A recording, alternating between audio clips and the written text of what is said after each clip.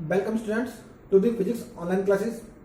Students, आज का हमारा टॉपिक है कि दो समांतर धारावाही चालक के बीच चुंबकीय बल या फिर magnetic force between two parallel current carrying wires. Students, हम सभी जानते हैं कि जब कोई हमारे पास कोई वायर है और उसमें करंट फ्लो हो रहा है तो क्या होता है, उसके चारों ओर एक मैग्नेटिक फील्ड क्रिएट हो जाता है। जब मैग्नेटिक फील्ड क्रिएट हो जाता है और हम इसके बराबर में एक पैरेलल एक वायर और रख दें जिसमें कोई करंट दूसरा I2 फ्लो हो रहा हो, तब इसके कारण इस पर एक फोर्स अप्लाई होता है। इसी तरह से जब दूसरा वायर हमने रखा है तो उसमें करंट फ्लो, तो उसमें भी क्या होगा, मैग्नेटिक फील्ड क्रिएट होगा। जब मैग्नेटिक फील्ड क्रिएट होगा तो वो भी इस वायर पर क्या करता है, एक फोर्स अप्लाई करता है। वो फोर्स कितना होता है, हमें बस वही फोर्स निकालना है। तो देखिए सामने डायग्राम में दो वायर हैं PQ एंड RS, और इन दोनों में ही I1 और I2 धारा एक डायरेक्शन में फ्लो हो रही है। जब एक डायरेक्शन में फ्लो हो रही है तब इनके बीच दूरी क्या है, R है। तो हम कह सकते हैं कि जो PQ वायर है, इस PQ वायर में करंट I फ्लो हो रही है, इसके कारण RS के किसी बिंदु पर वैद्युत चुंबकीय क्षेत्र क्या है, हमारा B है। तो हम कह सकते हैं the magnetic field due to the wire PQ carrying a current I, the magnetic field on wire RS, PQ में प्रवाहित होने वाली धारा I1 के कारण RS से किसी बिंदु पर चुंबकीय क्षेत्र या फिर चुंबकीय बल उसके बाद निकालेंगे। तो चुंबकीय क्षेत्र क्या हो जाएगा, बायो-सेवर्ट के नियम के अनुसार B1 is equal to mu naught upon 4 pi I1 upon R, क्योंकि इस वायर के कारण जो फोर्स, जो मैग्नेटिक फील्ड क्रिएट हुआ वो I1 हुआ करंट के दोनों, तो mu naught upon 4 pi I upon R।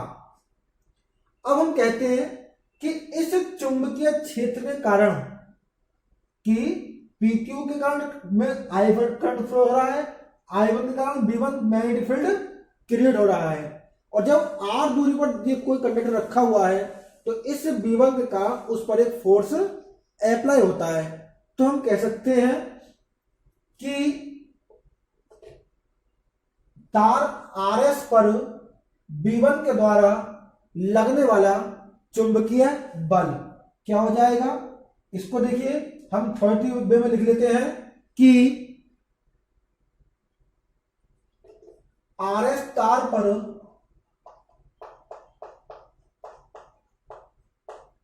B1 के कारण लगने वाला बल क्या हो जाएगा, F is equal to I2, इस पर लग रहा है ना तो करंट इसका ले आएगा, B1 के कारण लग रहा है, लेंथ इसकी L है इंटू साइन थीटा। अब देखिए जो मैग्नेटिक फील्ड है B1, इसके पहले क्या जा रहा है, आपका करंट जा रहा है, तो एंगल क्या हो जाएगा हमारा 90। तो F is equal to I2, B1 की वैल्यू पुट अप कर देंगे, mu naught upon 4 pi I1 upon R into L, तथा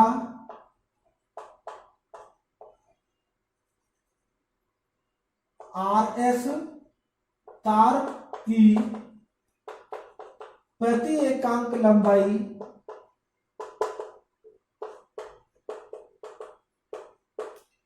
पर लगने वाला बल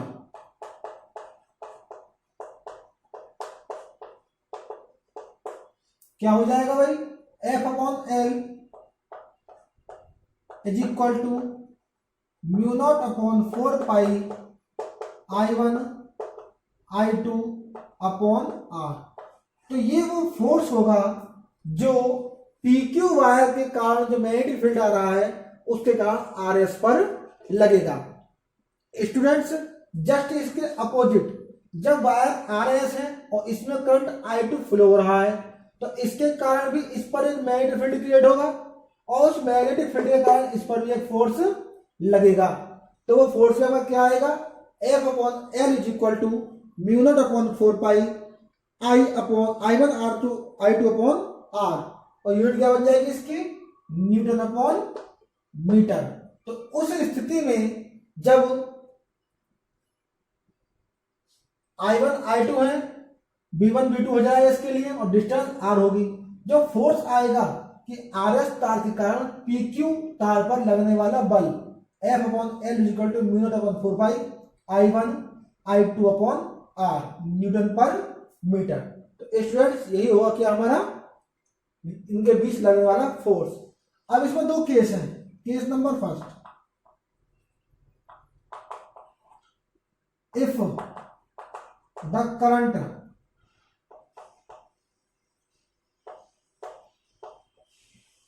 फ्लो इन सेम डायरेक्शन,